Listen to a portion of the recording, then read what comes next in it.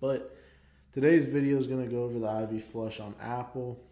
If you know about what the IV flush is, that's awesome. If you're new here and you're trying to learn, there's a couple videos on my page here that you can check out. Definitely look into them. But in the simplest form, the IV flush is kind of just the opposite and re-engineered version of IV crush. So into earnings, a lot of people like to gamble or lotto or buy way out the money contracts and hope and pray that they get a move that's outside the implied earnings. And if you do get a move outside the implied, well, then you'll get paid. But for the most part, because these earnings and the implied moves are calculated based on historical data of all these earnings from past and way back, the market makers have a pretty solid idea of where up and down the stock can go, and they put that into the IV. So into earnings, a lot of the times you'll have the IVs up, you'll have the Greeks juiced, and the premium's so expensive you're forced to go way out the money. So what I did with the IV flush was kind of found out a way to play earnings without having to trade the binary event and stay in either after hours or pre-market. So what that means is into a binary event, you have an implied move. In order to trade the flush, you have to be within the implied move, up or down, plus or minus. So today's example, Aapl had a 3% implied. So that means market makers were expecting either 3% up or down based on historical data. So the premiums reflected that. The premiums were expensive because of this. So running into earnings, you'll have the IV run up, where people, even if the stock doesn't move, you can make money just by the IV going up and people buying and buying and buying for the binary event. Then you have the IV crush. After earnings, everybody gets crushed. But what I came up with probably, I guess, 3 years ago, 2.5 years ago now, was the IV flush. When everybody gets crushed and is trying to get out and is panicking and feels like they lost the trade, you can flush it. So you'll take one man's trash, turn it to treasure if you do it correctly. That's the hard part, right? Just because it says flush doesn't mean it's down, so buy the dip. Or it's up so much, so short it. Simply means you go over the reports, you read what you like or what you don't like, how was guidance, how was EPS, how was revenue, and based on that, you make your decision. If and only if it's within inside the implied range. So today, for example, Aapl had earnings. Implied was 3%, it was opening flat. EPS revenue beat, solid report all around. Market was getting smoked last night on Japan news and fears of recession, 10-year, 2-year, all of that.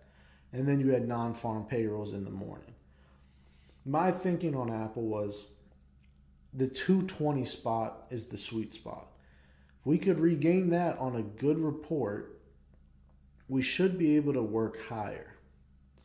So how does that happen? Well, you have to follow the volume.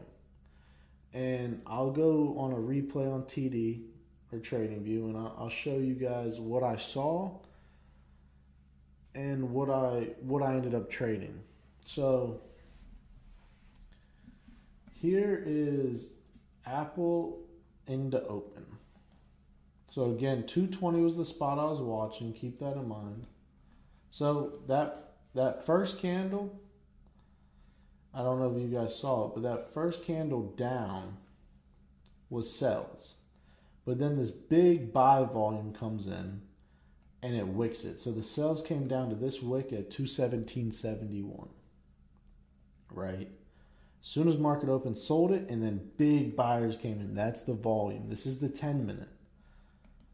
Now here's the 3-minute that I like to use. So when I trade the flush, I use the lower time frames because I want to follow the volume as close as possible. So here's an example, right? Right into open here. I switch to 3-minute and you'll see it. So this is the sell-off open I just mentioned, right? Coming up right here.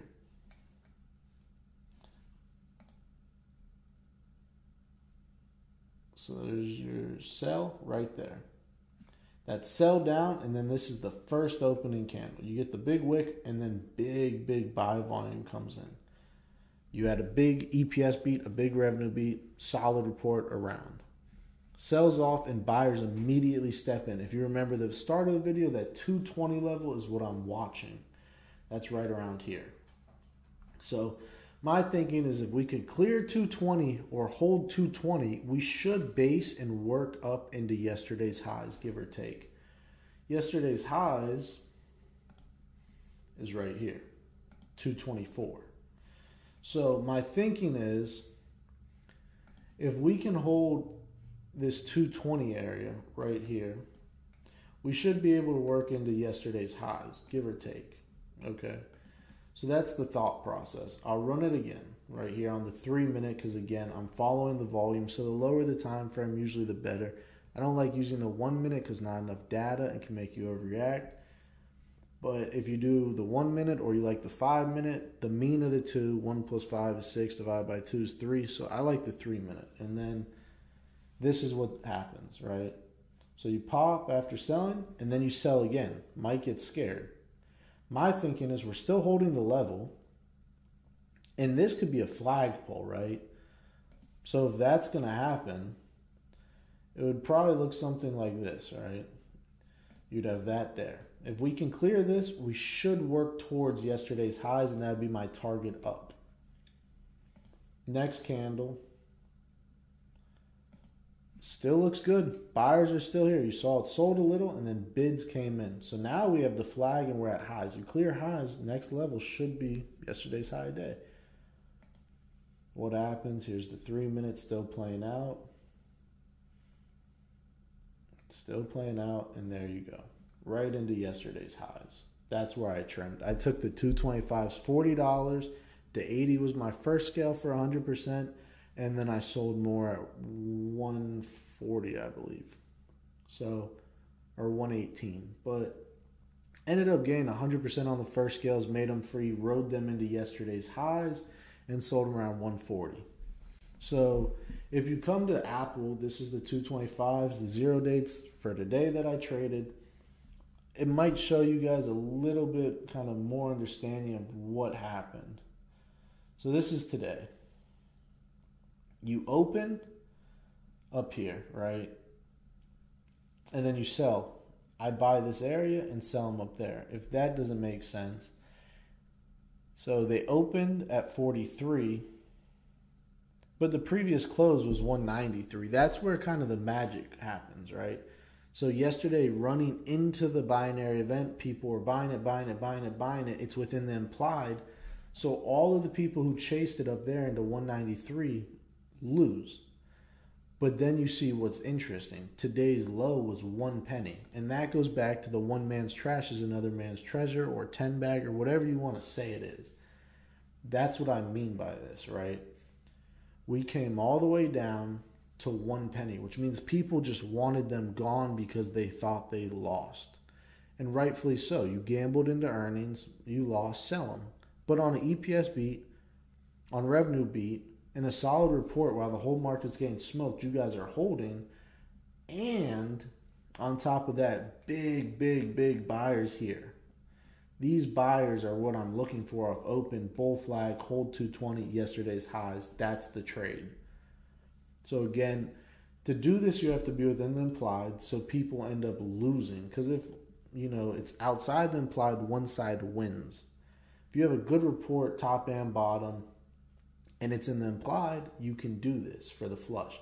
Again, people sold them into open at 1 penny. High a day was 165. They opened at 43. So if you bought them near 40, you could have sold them any time up until 193, which was yesterday's highs where we rejected. So that's what I did. I bought the 225s at 45 when 220 held and bull flagged.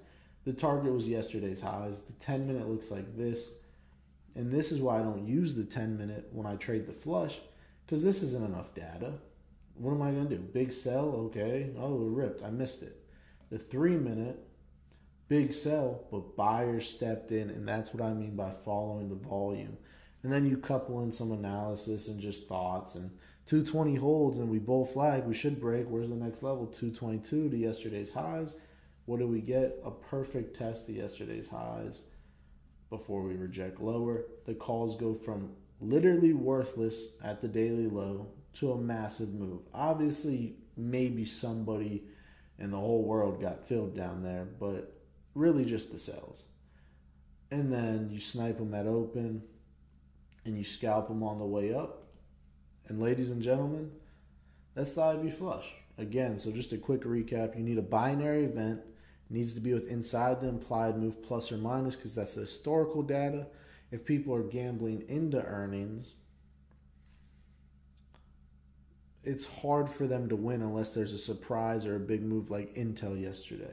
If it's within the implied and you think there's room up and the volume supports that thesis and a technical level like 220 breaks on a bull flag, you can long it.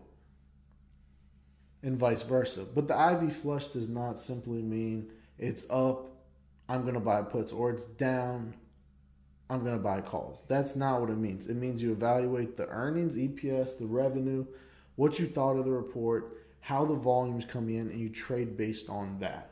So that's the IV flush. I know it's been a long time, but make sure you check